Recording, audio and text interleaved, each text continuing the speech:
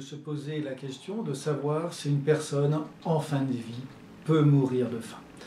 Quand je rencontre des familles qui me posent cette question parce qu'elles ont entendu à droite ou à gauche ou elles ont lu dans les médias que les personnes en fin de vie pouvaient mourir de faim, je les rassure immédiatement pour leur dire que lorsqu'une personne approche du terme de sa vie, elle ne souffre pas de la sensation de faim. Elle n'a tout simplement pas faim. C'est le cas des personnes qui ont un cancer par exemple et qui très tôt dans la maladie voient disparaître cette sensation de faim. Nous tous avons pu en faire une expérience beaucoup moins douloureuse et heureusement lorsque nous sommes tout simplement grippés. Lorsque nous avons la grippe, nous n'avons pas faim et notre famille peut nous préparer un aliment ou un plat que nous préférons. Pour autant, nous aurons beaucoup de difficultés à manger.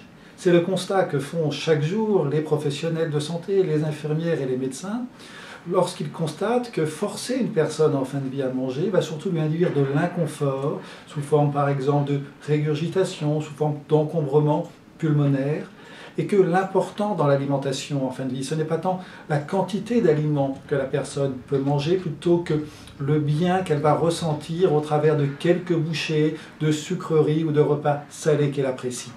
Et donc l'objectif des soignants lorsqu'ils accompagnent une personne en fin de vie, c'est d'abord que cette personne puisse ressentir encore un petit peu de plaisir en mangeant quelques bouchées, mais en aucun cas en la forçant à manger des plats qui seraient trop importants. Et donc finalement, l'important en fin de vie, c'est que la personne soit confortable. Et ce qui est important également pour les acteurs de soins palliatifs, c'est qu'elle ne souffre pas.